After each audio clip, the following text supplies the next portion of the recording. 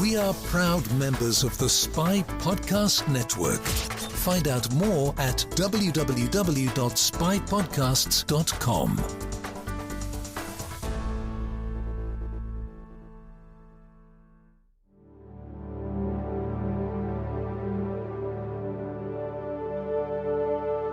Secrets and Spies present Espresso Martini.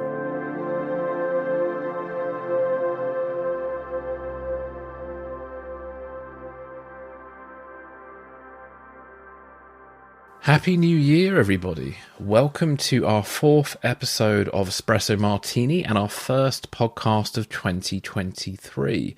Matt, thank you for joining me. How are you doing and how was your Christmas? I'm good. Happy New Year. Good to be back. Holidays were nice. You know, I feel like that week between Christmas and New Year's, I sort of traditionally just sort of rot on the couch for a week, which is kind of welcome in its own way. But I got a little bit of writing done over the last couple of days, so that was nice. Oh, excellent. You working on anything exciting at the moment, or?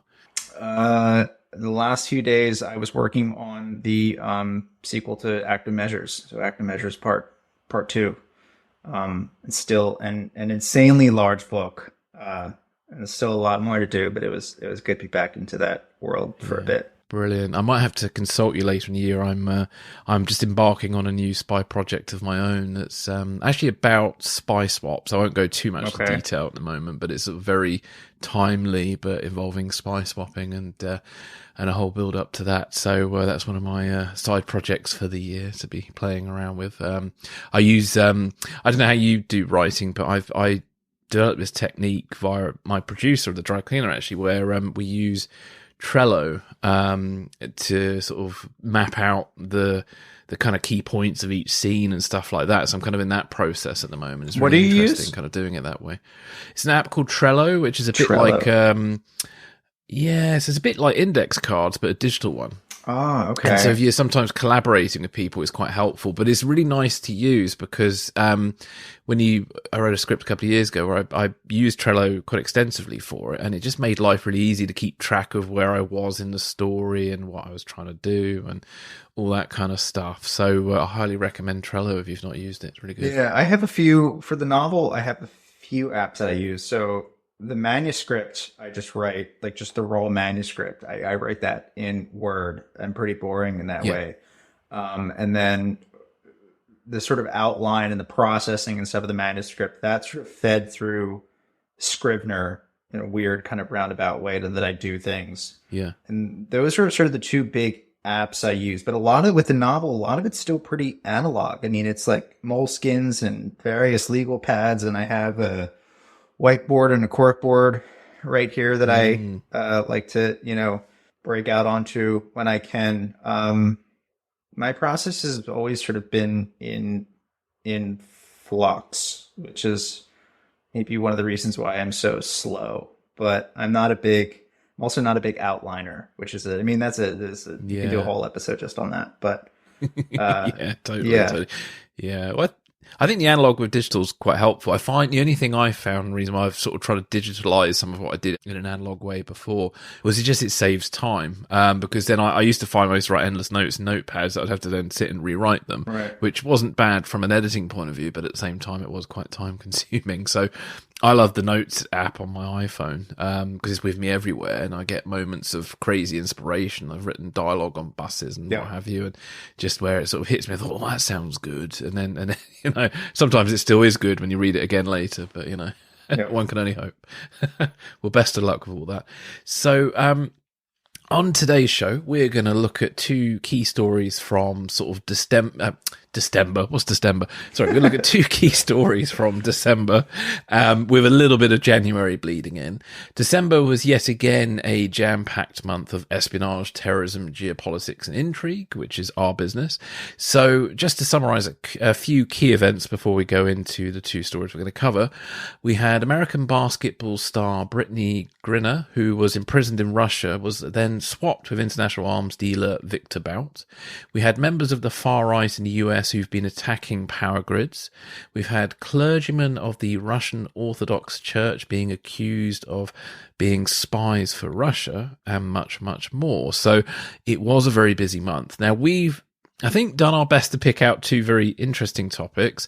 So today we're going to look at a coup plot in Germany that was discovered, and then we're going to talk a bit about the COVID surge in China and the international and personal anxieties, speaking for myself, around all that.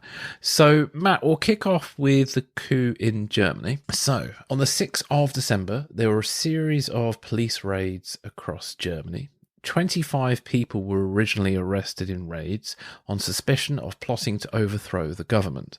The raids took place in Germany, Austria, and Italy, and they involved up to 5,000 officers searching 150 properties linked to this plot. After the initial raids, there was further raids that led to another 29 people being arrested, putting the total number of arrests to 54. Weapons were found at more than 50 locations, including firearms and ammunition. In Germany, it was the elite police unit, the GSG-9, who led the raids, and the plotters had been subjects of lengthy surveillance conducted by the German Federal Police, known as the BKA. Interestingly, from what I can see, no military connection to this operation, but we'll come to that maybe a bit later. The individuals arrested were part of a group that calls itself the Patriotic Union, which has an inner circle known as the Council, which sounds quite ominous, doesn't it?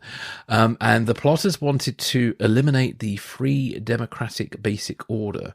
And to achieve this, they were going to attack politicians, storm government buildings, and overthrow the federal government and dissolve the judiciary and usurp the military. The leader was a man who is known as Heinrich the 13th, and he's from an old aristocratic family, and he was alleged to be the leader of the group and central to its plan. Heinrich styles himself as a prince from an old noble family known as the House of Reuss, which ruled parts of the German eastern state Thuringia until 1918. And Thuringia apparently is very good for hiking. So if you're into hiking, there's a good place to go to in Germany. Now, apparently Heinrich was ostracized from his family many years ago due to his conspiracy theories and anti-Semitic views. He became a less popular member of the family at gatherings because of that. There are 30 members of the Reuss family, and they're all the male members are called Heinrich with a number after their name. So Heinrich 13 was nicknamed Racing Heinrich due to his love of fast cars and women. Apparently he had grown into being a bit of a bitter man. He has a severely ill daughter, he has business troubles, and he's been involved in a large number of unsuccessful court cases in which he attempted to reclaim aristocratic families that were taken by communists after World War II. He blames the German authorities for his legal failures. Now, some of his fellow plotters are quite interesting. So the first one was his younger Russian ex-girlfriend. So when I hear Russian ex-girlfriend, immediately my suspicions pop out, which is good or bad, depending on how you look at these things. But her name was, well, she's been publicly named as Vitalia B. I'm assuming that her name is a bit more than Vitalia B. She stands accused of trying to get Kremlin support for the plot. Allegedly, she helped Heinrich secure interim financing via 3 Russian individuals who have not been publicly named, as far as I can tell. Russia has officially denied any involvement in the plot, but Russia has been previously linked to financing anti-government and far-right groups across Europe for more than a decade. So for me, that denial does not hold a lot of water. But looking at the known facts of the case, there is no clear direct Kremlin connection beyond Vitalia's attempts at getting Kremlin support. Interestingly, one of the group's first objectives once in power was to establish formal relations with Russia, so there definitely was a bit of a obsession with Russia within the group. Additional plotters include former judge Birgit Mausevac-Winkman. There was a celebrity gourmet chef called Frank Hepner, so definitely there was going to be some good cooking in this group. We had several members of the German Special Forces KSK, and their barracks were searched by police, which is pretty significant. It's a bit like having members of the SAS investigated. We also had QAnon members and members of a far-right group called Reichsbürger, which stands for Citizens of the Reich. And they have been responsible for violence and conspiracy theories of a racist and anti-Semitic nature. Just a quick thing about the Reichsbürger movement, and then I'll come over to you, Matt. The Reichsbürger movement reject modern democracy and refuse to pay taxes. In 2021, it was believed that there were 21,000 members, but it is believed that the group's numbers have grown significantly since 2021. 10% of the group are thought to be violent.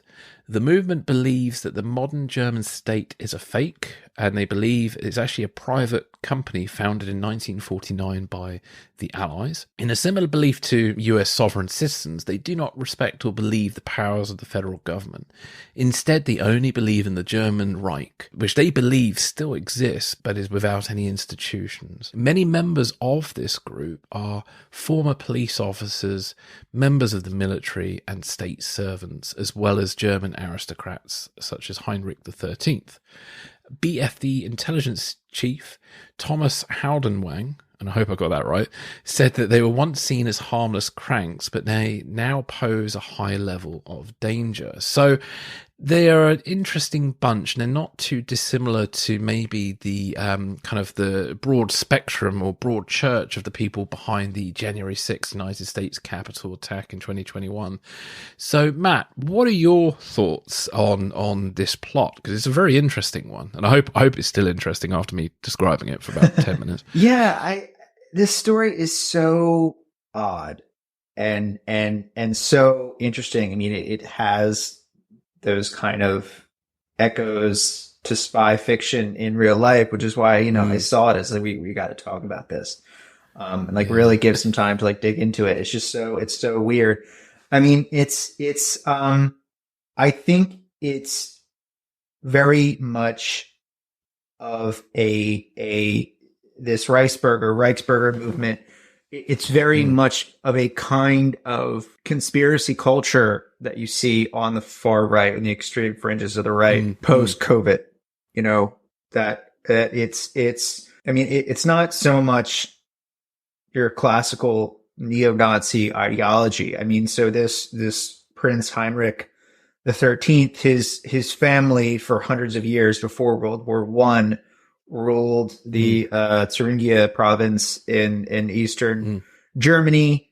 Obviously, the German nobility was wiped out abolished with the end of World War I. And as you sort of put that this group sort of he's Heinrich XIII has been kind of ostracized from the rest of his family. There's quotes that he's a confused old man who's fallen prey to conspiracy theories and stuff. But this Reichsbürger movement sort of holds that because World War I was ended in an armistice agreement and not a peace treaty. So we're really getting into legalese semantics here. That because the Nazi German government was ended in an armistice agreement and not a peace treaty, that therefore the German government that has gone on from 1945 onward is an actual legitimate. And so that's the similarities in many ways to the sovereign citizens movement that you see here in the US. Yeah. But so you have that kind of flavor to it. You have the beliefs in a sort of secret deep state cabal that, many people in the right in the United States feel is still secretly controlling the US government. They feel that the German government is sort of run by a same sort of shadowy cabal that's beholden to the Allies, the US, the UK, and France, which always sort of leads itself to sort of anti-Semitic undertones. And it's something that I think over the COVID lockdowns, threw gasoline onto this movement is, the sort of that you have this sovereign citizen movement that, the government can't tell me what to do, can't exact strict population controls in the way that much of Europe saw during COVID, that it really just takes off, and now you have blends of the sort of new age mysticism and stuff that you see in a lot of QAnon rhetoric today. I think I read in the background to this, I read that one of the members might have been that former Bundestag member was really into astrology and sort of consulted astrological charts to see what day they should mount their coup, when was the most opportune time. So lots of just weird, goofy stuff. And I think the issue here that you find, and I think there's some German officials who are quoted on this way too, that it's a mistake to assume that just because these people have demonstrably just nutty ideas that they're not dangerous, and I think the part that makes them dangerous is when you have former police and military officials who, Germany has much stricter gun laws than the United States. So like you have to sort of hoard weapons that you're able to get from your military service rather than just going out, to a Walmart and just buying them as you would here. That's that you have people who are experienced in the workings of the German security services and are familiar with military tactics. That's what really makes us dangerous. So it's a mistake to sort of write these people off as kooks just because their views are kooky. I agree. Yeah. Yeah. And I think there's, a lot of the talk around this is like, could they have been successful in overthrowing the German government? I think the sort of wide understanding is that they wouldn't have been successful, but, could they have attacked the Reichstag building and killed a whole bunch of people? Yeah. I think that's more the threat rather than that you would have this sort of nutty right-wing regime in charge of the German state now, but they could still kill a whole bunch of people and cause a lot of damage. It'd be very disruptive too, have an ongoing campaign. Yeah, it sort of feels similar. Yeah, it feels similar to a lot of like the sort of apocalyptic sort of cult movements that we had in the 90s, thinking about the Aum Shinrikyo group that set off nerve gas on the Tokyo subway, or, some of the Jonestown debacle. It feels similar to that in that kind of a regard, but now it's fused with these sort of old, deeply held political grudges that have existed for decades or even centuries. In the case of this Heinrich the 13th, there's something else that I noticed. So his Prince Heinrich's hunting lodge in Thuringia, that's sort of an ancestral sort of family. Talk about real Bond villain layer. Yeah, I mean, that's another thing. It has this like sort of spooky Eastern European kind of vibe to it, It looked really great, actually. I'd love to go one winter just to experience that. Poke around. But so this hunting lodge, which is sort of like the unofficial like headquarters for this group as they met, to plan this coup. So Heinrich lost control of it. This man is up in his 70s now, right? So he's been around. So the family lost control of this hunting estate when the East Germans confiscated it and turned it into a youth hostel. And then after reunification, Heinrich had to buy his own family's estate back from the new German government, which I read that it reminded me of something. I think it was in our last episode that we were talking about with the Russians and how at the end of the Cold War, we really should have had a Marshall Plan for the former Soviet space. And our failure to do that, we're sort of reaping that now. You have this huge swath of Eurasia that culturally, financially was just sort of screwed over by the fall of the Soviet Union, and were not brought back up to the standards that the rest of the transatlantic world was since from, the end of World War II. And I think this is a very small example of that, that like, this man had to pay back for his own estate that was seized by the East German government. You think like, no, you shouldn't, that would be radicalizing for anybody, and it's just these little kind of like indignities that build up over time, that you have someone who falls into this kind of a weird, dangerous ideology. Yeah, and it wasn't the only property either, because the costly legal troubles that he had was about trying to get back all the family property that had been taken by the communists.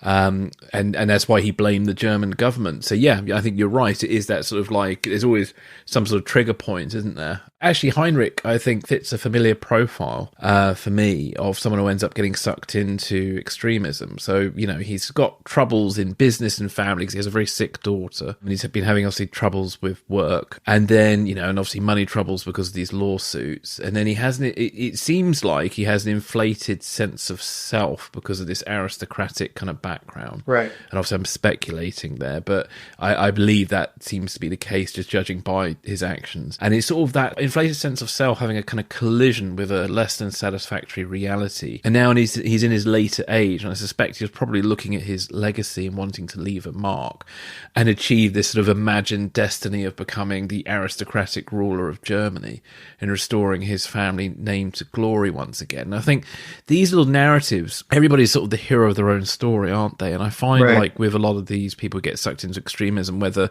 is it Islamic extremism or far-right extremism, they sort of like with Islamic extremists in particular, they talk a lot about mysticism. And you mentioned like with the mystical beliefs with the with these far-right groups. I think far-right groups also believe in mysticism, and it was the Nazis during World War II subscribed to something called the Thule Society, which was run by a lady called Helena Blavatsky, I believe. And they believed all sorts of strange things, but the Nazis, their ideology was sort of that they were this sort of superior race, and they kind of went around the world. They're way out in the Himalayas and stuff. Yeah. Yeah. They were trying to find evidence of them being the superior race and stuff. And that's where Indiana Jones gets its inspiration from. So, yeah, that whole thing to the mysticism I find really fascinating, and how it leads to sort of this self-delusion and how it's sort of like this safety net for when life isn't really working out. Right. And you kind of fall into this trap. And I think he fell into it perfectly. And obviously everybody else has got their own kind of equivalent of this, I think. And I found that really fascinating. I think, again, to your point about, these small personal indignities that make one vulnerable to radical political ideologies. You think, COVID was a vehicle for these small personal indignities on a massive scale for hundreds of millions of people. Either, like your business went under, or you lost a year's plus worth of schooling, that you were stuck in your house, that you missed major family milestones, weddings, funerals, holidays, all kinds of stuff that people endured over the last few years. Each one of those is those small personal indignities that can very easily radicalize someone to sort of fall down the path that you get to the point where, like, we got to stockpile a bunch of weapons and we got to raid Berlin and kill a bunch of people, or we have to march on the Capitol building and install Donald Trump as God Emperor. It's the same kind of these small personal trigger points that put a person down that path. And that's why I think you see so much of this after COVID. It was just a vehicle for just kicking people in very unique ways. Yeah. That makes sense. It does. Yeah. I mean, I know people personally who've lost a lot of things during COVID and they've coped with it pretty well. But if they were a different kind of person, I mean, like when I think about my own time as a conspiracy theorist, I mean, like I got sort of sucked into it at a time where I was not overly happy with myself. I was not happy with my sort of day-to-day situation. I was quite frustrated about my ambitions with film, meeting my kind of experience at university. Right.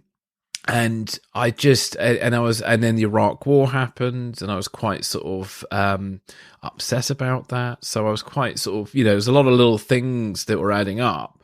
And then suddenly when these sort of conspiracy theories they became quite attractive and stuff. And I kind of got sucked down that kind of rabbit hole for a few years. And thankfully, partly it was my dissertation and a few other things that kind of got me out of that way of thinking. Yeah. But I always sometimes dread to think, and this is where fiction's quite useful, I sometimes dread to think where my life could have gone had I not got out of that. Because like some of the people I knew then are still very much influenced by that way of thinking. And it's almost as if certain aspects of their life has just stopped. And they're pretty much as they were when I knew them, but just obviously a lot older now. And it's just sort of quite I don't know. It's depressing, and it's sort of a bit sort of crazy, really. And I think, and somebody once said years ago, I can't remember if it was on my podcast or one I listened to, because I've got to that point now where these things are blurring into each other a little bit. But somebody once said that like extremism, terrorism is partly a mental health issue. Yeah. And I remember when I was reading John Douglas's book Mindhunter, when he talked about serial killers, he made a similar point that a lot of these serial killers who sort of turn to violence is usually early life experience that leads them down that path. And we've seen it with mass shootings too. A lot of the mass shooters were victims of bullying. They were dissatisfied with their life. They weren't really achieving academically, and they felt kind of isolated. Now, none of this excuses that behavior, because there's a lot of people who go through those experiences and don't end up killing lots of people. I went through some of those experiences, and so far I've not managed to kill anybody, and I'm trying to keep at that. Killed a few flies and spiders, but not any people. But so there is an interesting angle where mental health does cross over into this and trying to identify these things. I mean, I've met men a bit like this Heinrich. He kind of, when I was reading about him, he reminds me of people I met. I used to do clay pigeon shooting with my dad, and my dad had a lot of it was much more conservative than myself in his views, and he had a lot of friends who were even more conservative than him, and some of them were even linked to British aristocracy and things like that. And so when I was reading about Heinrich, he just felt like these sort of tweed, and he was dressed in tweed too, but these kind of guys in England who dressed in tweed, usually with red trousers or something, who sort of like Nigel Farage or something like that. And they just sort of tend to have these sort of strange kind of far right or anti-government views that when you dig further into it, are usually linked to far right ideology and stuff like that. Because the interesting thing with the far right now, it's not just about race. A lot of the thing that brings all the sort of broad church, the far right together, is actually this sort of anti-government conspiracies these days, and much more than the racial angle, which I only found out in an interview I did last year, and that was a bit of an eye opener. But it makes sense. That's how then you end up with COVID conspiracists joining up with with the QAnon people, with then proper diehard neo-Nazis. They all sort of come together in this sort of weird, uneasy alliance, but they all, don't believe in the government that represents them, and they want to change things. And the other interesting thing, actually, sorry, I'm bang on a bit now, but with the Russia connection, a lot of far-right groups have a bit of a, for lack of a better phrase, a bit of a hard-on for Russia, because Russia kind of presents itself these days, at least to the far right, it presents itself as a kind of a savior of the white Christian world, and a force against globalization, American hegemony, and progressive values, which obviously have been dubbed wokeism. And so many members of the far right do love to bang on about wokeism, and claim that wokeism is eroding traditional values. So there's a lot of really interesting ideology that needs to be tackled, along with the mental health issues with that as well. So I think what's really concerning for the Germans, and I don't think the Germans are unique in this, and I'll get to that in a second, but what's really concerning for the Germans are the extent to which their active duty special forces seem to be compromised by these beliefs. I mean, so a few of them, like there was one, Rudiger von P. And so the reason the Germans in these statements, they have very strict privacy laws. So I guess they don't put out the last name to some of these people. Right. So, but he was a former lieutenant colonel and commander of an elite parachute regiment who was like sort of the head of the military arm of this conspiracy theory. There's a few others who had a background in special forces. I think they the Germans raided a military base as part of these sweeps, where arms were being stockpiled illegally. I mean, a few years ago, there was also the stories that the Germans had to shut down a whole company of their KSK, like the German Delta Force. Had to shut down a whole company because these far right views were just so prevalent amongst that company. That's really concerning. I mean, you can see that, people leave the military. They can't quite cut it out in the civilian world. They sort of fall prey to these loony beliefs, but that you would be still in the service and believe these things and be willing to use your training and your equipment against the state. That's concerning. And I mean, I know that is not just like that in Germany. There's definitely, I don't know how prevalent they are, but there's definitely elements of that within special forces, elite military communities here in the US and probably in the UK too. Oh, massively. Yeah. Massively. The man who shot bin Laden, I think, yes, is sort of prey to that a little bit. And then many people on Twitter and the kind of the circles that we're a part of that kind of have these strange views, you know, and usually, there are, and the interesting thing as well is it tends to link in with libertarianism, I've noticed. Yes. And it's sort of, there's this sort of anti-government sort of tendency. And I think, and I'm trying to work, I've been, again, speculating on why is it seems to be these kind of people, and I'm trying to work that out. But I mean, one of the trails I thought I've had, and people feel free to dismiss this, but I think some of these people who end up in special forces, when they start out, they may have a bit of a black and white view about things, but the world is very grey or multicolored, if you want to be positive about it. I see it in shades of grey, but it is, you know, it's a very complicated world. There's a lot of contradictions in societies, and in the world in general, and especially geopolitics. And so when your job is to kind of go in and be the enforcement for your government, and then you start to see all the hypocrisy and bad decisions that politicians make and stuff like that, you become bitter. And I remember speaking with a police officer off the record for some research I was doing, and he was saying to me how he's become a libertarian because of his job in the police, because he's fed up of seeing incompetence at such a high level and still succeeding and making terrible decisions. And I just find that really interesting. And you know, and you mentioned these plots with the KSK, and he's been, I've got a whole list here. There's loads of plots that have been involving ex-military in Germany that range from the year 2000 to 2020. And one of the interesting ones from 2018 involving a group called the NSU, the National Socialist Underground. They were basically, they had a targeted campaign of bombings and shootings from 2000 to 2007, which mainly killed Turkish migrants. But they were made up of ex-police and military. But mainly it was 3 people were responsible for the terrorism, but then there were an extra 150 members of the group. But something went on with this, because the case in 2018, when the German government was investigating the NSU formally, they classified what they found for 120 years. And it does make you wonder, what did they find that led them to classifying it for such a long period of time? Sure. And a lot of members of the German public believe that the only reason the NSU wasn't as successful as other terrorist groups is that they didn't have access to the German intelligence services and getting any support from them, which is a positive, I guess. Yeah.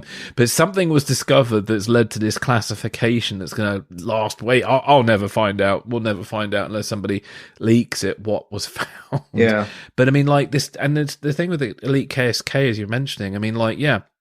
There was that plot. There was another plot in 2018 to 2020 where they they arrested active members and retired members of the KSK for stealing weapons and ammunition.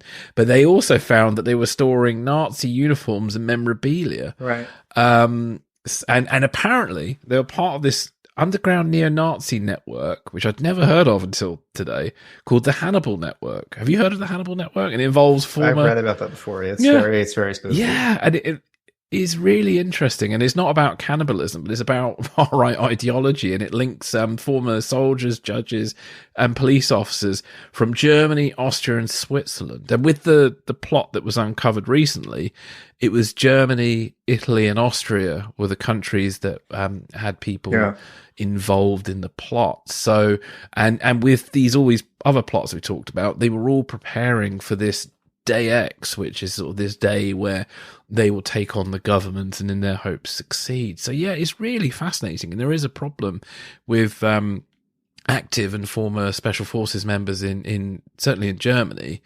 And a little bit of it, certainly, from what I've seen online on Twitter in the States too, and probably the UK. Yeah, and I think if there's a positive to this, it's the willingness of the German government to do something about this problem, to stop these people, you know, before they attack the Reichstag building. You know, not chasing them down after they've killed several members of parliament. You know, And, maybe, we have this long list of issues of far right ideologies inside German special forces. Maybe the only reason we have that list rather than that list being of U.S. special forces is because the Germans are dealing with it.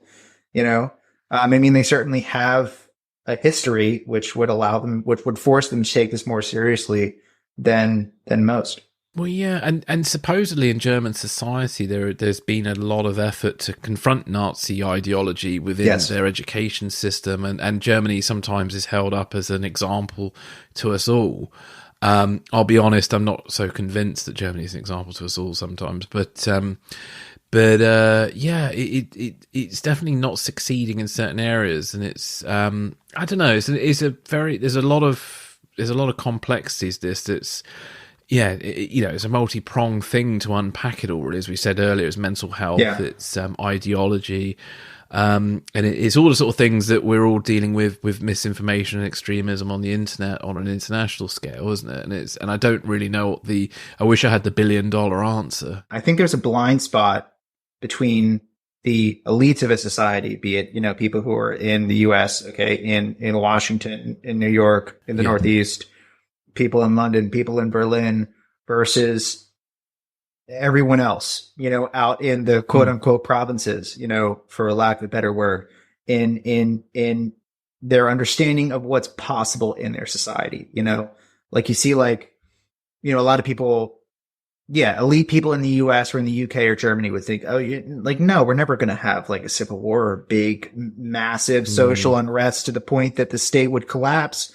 But, you go outside into the provinces again, and it's very real and possible for it. It's seen as something that's possible for those people. I mean, I remember someone in my hometown, which I'm from, rural New Jersey, which isn't as far out there as, it's still pretty suburban. But anyway, I remember having a conversation with a woman years ago. Long before COVID and Donald Trump. This is still when Obama was in office, and her saying we're going to have a civil war in this country. Just you wait and see. I remember saying, and I still believe this to a sense, but I said, Americans love Netflix and indoor plumbing way too much to have an actual civil war, and I still believe that, but I think there's something between, everyone holding hands and singing Kumbaya and, the Battle of Antietam. And I think something that is probably more likely is something that's similar to the Irish Troubles in the 70s. It's a pervasive level of political violence that's out in the open and accepted by a large segment of society in a way that traditionally we haven't seen. I think that's probably more what you're looking at than an actual drawn out civil war. Yeah. And I think, and here's another maybe controversial view. So we'll probably get a 1-star review because of this. But the war in Ukraine, I think people looking at the guerrilla tactics that have successfully taken on the quote unquote almighty Russian army that really is a bit clapped out is probably more the reasons why their success. But they've done so well with small arms effectively, and now with rockets and things. So it might make some people, especially in the States, maybe think, well, gee, we could take on the federal government. and that worries me a little bit. Especially also in the early days of the war, where suddenly people were sharing Molotov cocktail recipes and tactics and how to strip an AK-47. Right. I mean, some of this stuff's quite easy to find on YouTube, but there was one or two things, there were one or two bomb making recipes that were floating around quite openly on Twitter. And I do wonder whether some people might look at that conflict and use it as a bit of an inspiration to take on the government. And also whether we'll have another sort of Timothy McVeigh kind of thing where some individual, especially in the States, will target, a government building again. And it does feel like there is a sense sometimes of it couldn't happen here. And there's a lot of that in Western society, I think, and in cities too. What I feel like sometimes living in a city, and I think it's where COVID is quite interesting, is sometimes we feel a bit divorced of nature, maybe even a bit superior to nature. Yeah. We're not affected by nature. But believe you me, nature's much more in control of things than we are, but we can delude ourselves into thinking otherwise because we don't see the day-to-day reality of it until it hits you. And I think a lot of people, COVID was a real shock to the system, partly because it just shook their maybe slightly narrow view of existence. Maybe so interesting one, all that. Yeah. Well, here's another. I know we're sort of getting up there in time, but here's another controversial statement that I'll throw out there. Another 1-star review coming. Yeah. that I think there's an argument to be made that an issue with the January 6th attacks here in the U.S. was that not enough people died. And that's a very sort of shocking thing to say. Yeah. But that's not to say that people should have died, but that we won't take the threat of the far right and their ideology in this country seriously until they kill a whole bunch of people. We did not take the threat of Islamic extremism seriously until 9/11. Yeah. They had to kill a whole bunch of people until we finally got it and said, okay, we're going to do something about this. And that's just the nature of our society. Like we don't put up a traffic light until there's a huge accident that kills a whole bunch of people. It's the same thing that if, God forbid, in the alternate universe where a dozen or so members of Congress were caught by that mob and, lynched on television. Oh, yeah. God, can you imagine that? Yeah. Our approach to Trumpism, to the MAGA far right, would be very different today. Yeah. Well, people still, and again, another 1-star review comment coming up, but it's the theme of the day. The other problem is people still treat MAGA as just a conservative movement and not an extremist movement. Now, conservatism, as far as I'm concerned, it's not MAGA. Yeah, it's not MAGA. It's about it's about sort of reducing the size of government spending, yada yada yada, taxation, stuff like that. It's not about storming the Capitol building. It's not about denying elections. It's not about the horrific treatment of migrants at the Mexican border and stuff like that. MAGA is not a genuine political movement. It's an extremist movement that kind of has managed to dress itself up, and I think the media have not been able to cope with that. I think the problem is sometimes and I hate to say it's because it's like conspiracy theories, but sometimes the mainstream media has not been able to cope with the reality of the MAGA movement. They kind of want to dress it up as a legitimate political thing. Oh, it's just what Republicans believe. It's not as simple as that. Because to do so would be rude. Yeah. To treat these people of how they actually are would be considered rude. Yeah.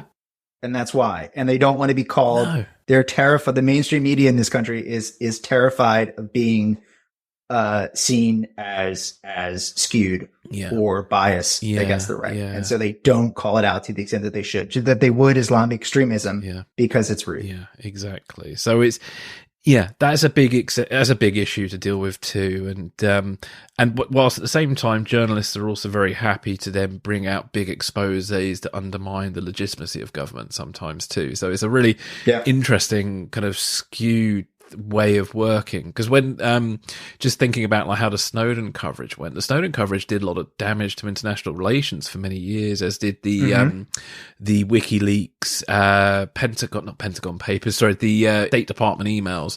What was that called? Yeah, the cables. The Cablegate. Cablegate, that's it. Cablegate did so much damage to international relations, yet some journalists were just sharing that with pure glee.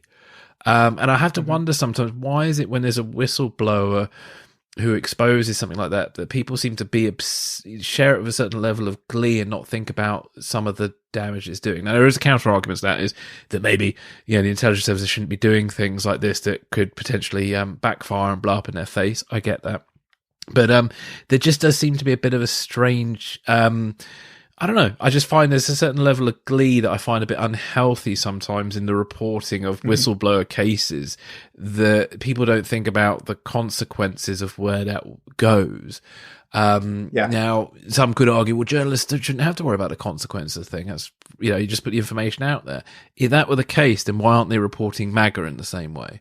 That's my problem. Yeah, and it's not. You're not reporting in a vacuum. I mean, you're reporting in the real world, it's not a hypothetical sandbox situation, like your words and your actions have consequences regardless of of how you might mean them to be. Yeah. And I struggle with this in fiction, actually. I mean, like, there's been a few projects over the years I've tried to develop that, either with writers or on my own, where they've kind of just gone into places that, end up in like 24 territory, which to me are just like, I'm sorry, it's just like, this is not me. And, I've talked about this before, like, it's interesting with espionage, it can get a bit racist if you're not careful, and you've got to navigate it really carefully because, because it's about a foreign nation, in a sense, spying against your nation. And like, you just got to navigate that so carefully because it can end up being quite right wing. And I love travel. I love meeting other people from other cultures. I find that a great part of existence. But at the same time, I'm drawn to the intrigue and of espionage, and I just find that, I don't know, I want to know a bit more about the behind the curtain. You know what I mean? And that's probably why I started this podcast, really.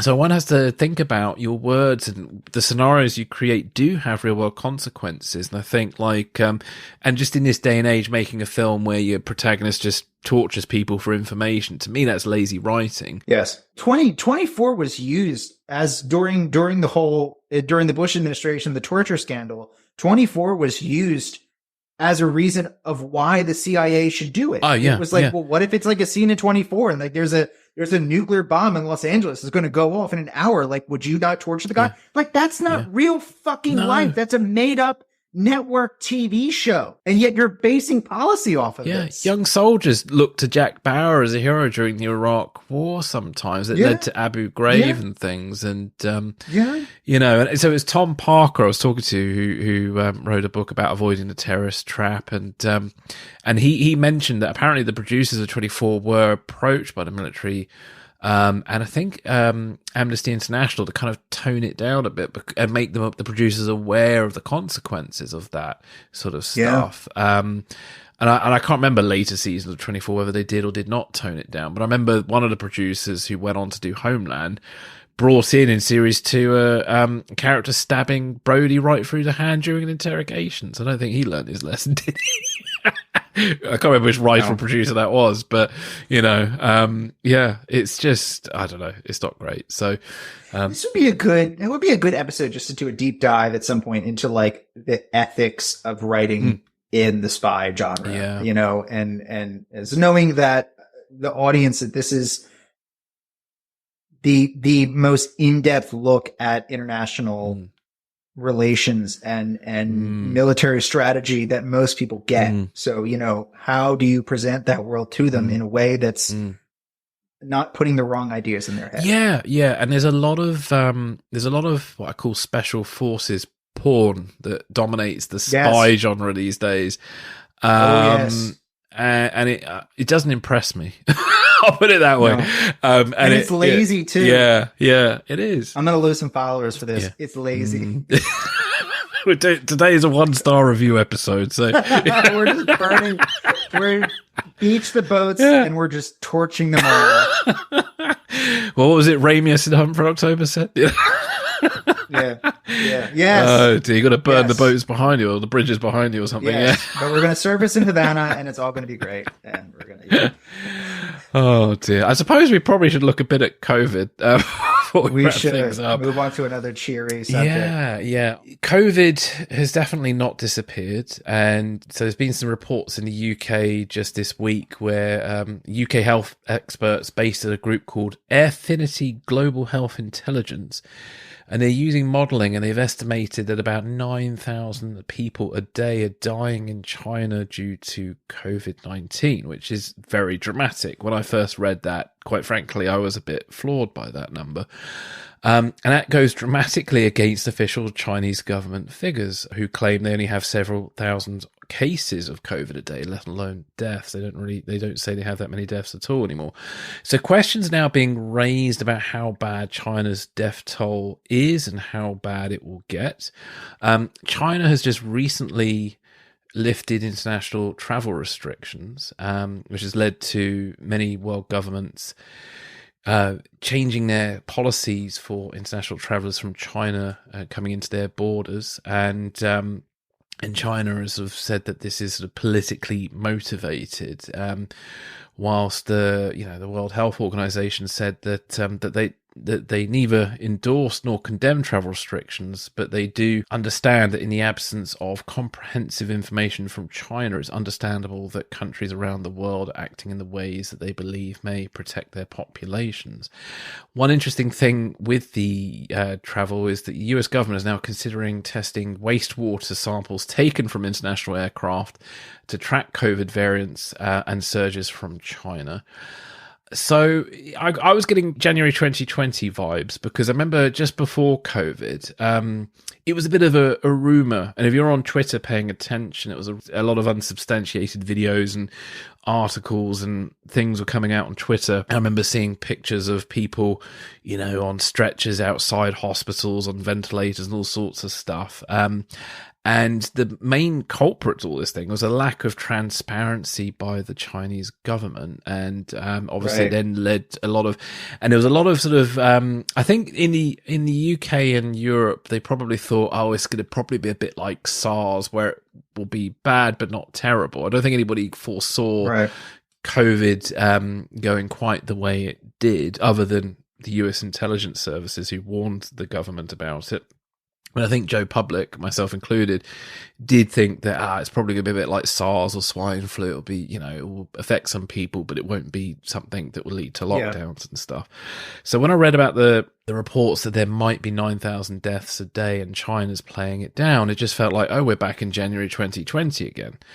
So Matt, I don't know what your thoughts on this situation is. It's a strange sort of situation in which to find ourselves. I mean, I remember the same thing you were talking about, like the early days of COVID, January 2020, where there were, I think I saw stuff that like purported to be like thermal imaging of sections of Chinese cities. They'd be looking at these heat blooms from basically crematoriums and trying to imply that, scores of people are dying and they're burning off the bodies. A lot of that probably was not true. But I think it just speaks to how hard it is to hold a country like China to account for this surge or other variants of COVID that will come out of this surge. Not in a way that, that they need to be held account because it's their fault, but like we need to know what's happening because what happens there eventually comes back here in the same way it did, 3 years ago. The strategy to sort of sample wastewater off of planes from China to track emerging variants, that seems really smart to me. And I think is probably the best way to get the most accurate data out of China that you will be. I mean, I wouldn't trust anything that the Chinese say publicly. It's just, I think that's just useless. So tracking these variants through wastewater from aircraft seems really smart to me. And I think that's something that should not just be done by the US, but I think the whole Western alliance, so to speak, sort of should have a joint effort in tracking that.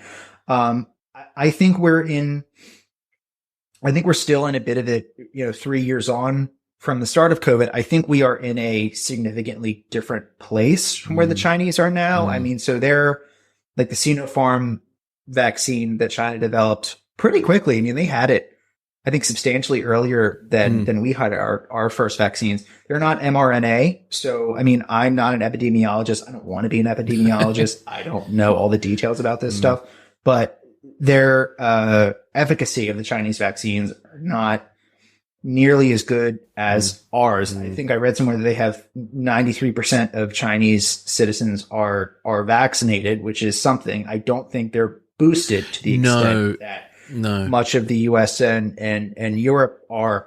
Of course, I think the Biden administration has approached the Chinese in the past about, like, do you want our help with the mRNA vaccines? And the Chinese are like, no. Which surprises me that, 3 years on from this, like they haven't been able to steal the Moderna formula, and just maybe it's the travel restrictions. I don't know. Maybe it's affected Chinese espionage. I don't know. I mean, I think but it's such a strange turn from China's zero COVID policy that insane stuff that you would see during those lockdowns. Like they were welding people inside their apartments. Yeah. You know, you think it's just, to me, seeing how the reaction that we had over here to is not even a lockdown compared to even what you guys had in Europe. Yeah. Doesn't even comply. And I mean, I would sort of defend that to an extent, like, our culture here, like, you don't have the manpower to implement that kind of lock. You don't have the central governmental control in this country to do so. Like, the federal government just doesn't have the authority to do it. But also, I mean, like, you would have in, like, Italy, some of those, you know, first lockdowns, like, if you set foot outside of your house, very shortly thereafter, there was a cop in your face saying, "Where are you going?" And you better have a good answer for them. You know, like, you couldn't do that here. People just wouldn't tolerate it. The police wouldn't follow those orders. No. You know, it's just, it's for better or for worse, that sort of pull yourself up by your own bootstraps, you know, handle it yourself.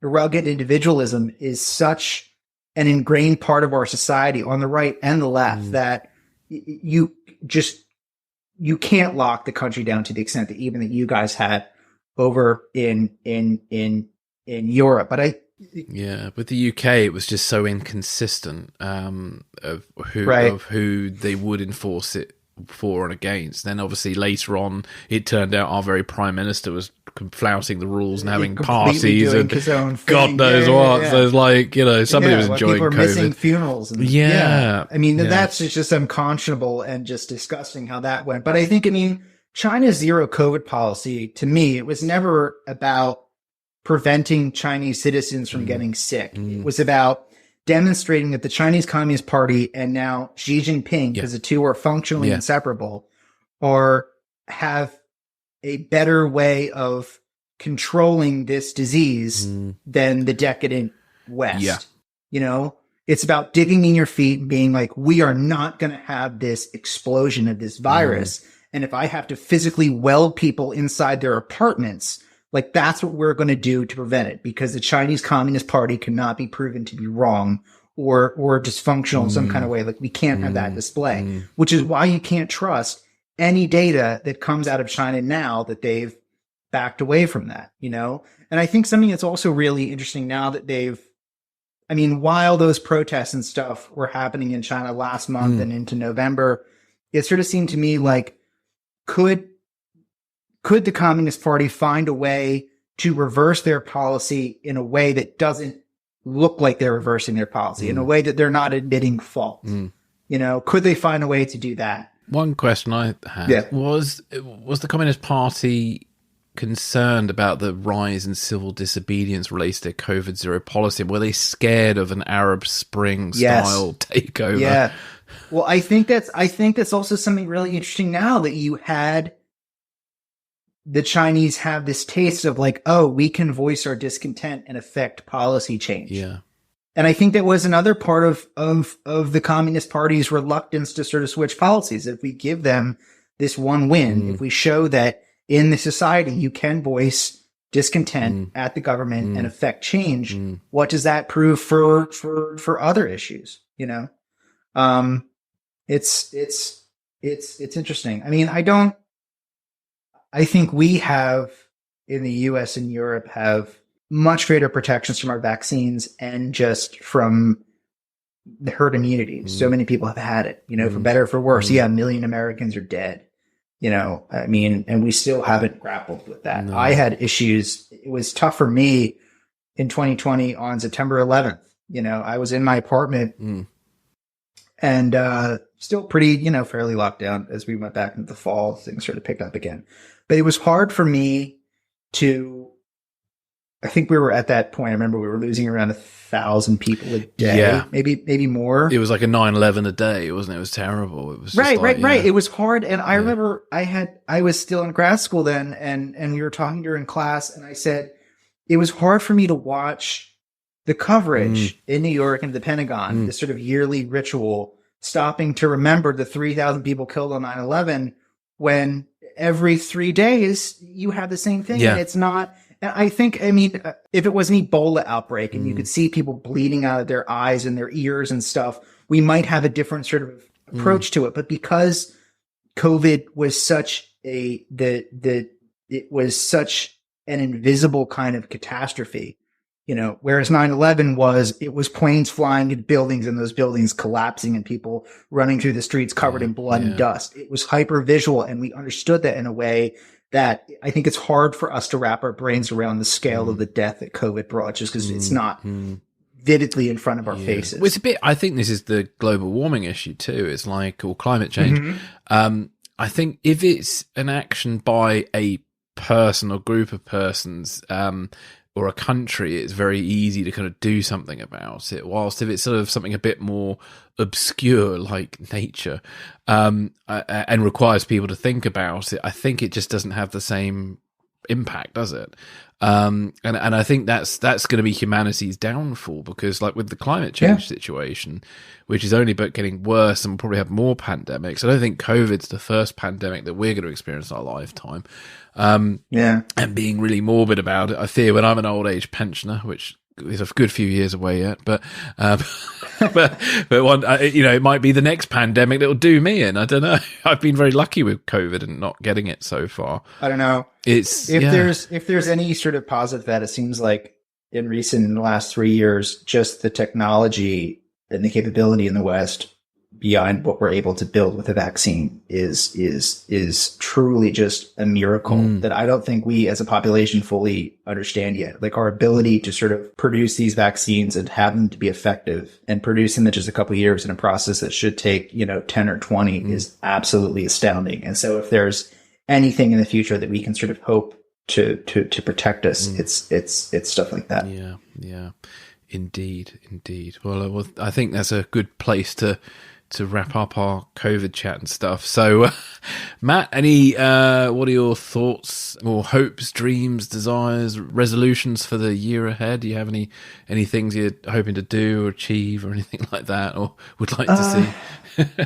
I am hoping to personally be a lot more productive. I'm hoping to get a lot more reading and writing done than I did in past years. I think 2022 I finished grad school, and I think we sort of I say that now as I'm, looking at this article about 9,000 people dying a day in China, but I think we sort of put COVID behind us a bit.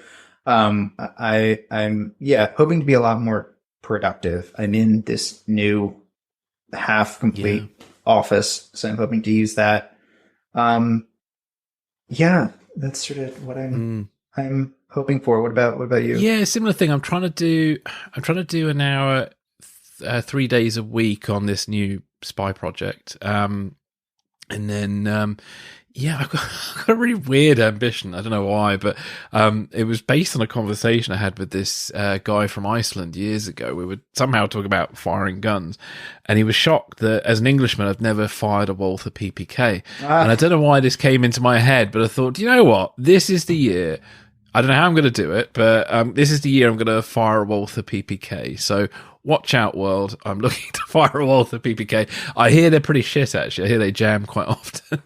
And you have to hold it in a particular way. You got to get a silencer for it. Yeah. You got to do it with a silencer. Exactly. So you never know. It might be a Secrets and Spies video special eventually, which I guess will be an exclusive for our YouTube followers, where I finally get to shoot one of these Walther PPKs and then see how it jams and see how it's quite an outdated pistol, but still looks really cool. So... But I think that productivity, just try and sort of stay positive. All the craziness going on in the world really is the big thing, and I suppose the big thing. I hope that dreadful, the dreadful war in Ukraine will come to a positive conclusion this year. But I'm not sure that it will. But you never know. One's got to live. It's going to be a long. It's going to be a long winter for them. Yeah. Yeah, indeed. Well, on that cheery note, I think we'll wrap up. But thank you again, Matt. And where can people connect with you? Where can they find out about your book and your work and things like that? Sure. So I am on Twitter still until the lights go out. I just don't feel like dealing with Mastodon or anything. No, so I'm still on Twitter. You can find me on Twitter at Fulton Matt. That's FULTONMATT. I'm there on Twitter. There's a link to my website there where you can read more about active measures and some of the other stuff I am working on. And that website there has links to Amazon where one can purchase the aforementioned novel. Excellent. Yeah, but I think Twitter's the best place to find me. So at Fulton Matt on Twitter is where I am. Nice one. Well, thank you again, Matt. Happy New Year to you. Best of luck with all that you want to achieve, and Happy New Year to all our listeners. And I hope whatever it is that you're trying to do, whether it's firing a Walther PPK, be more productive, eat more healthily, or whatever, best of luck with it. Thank you very much, and thank you for listening.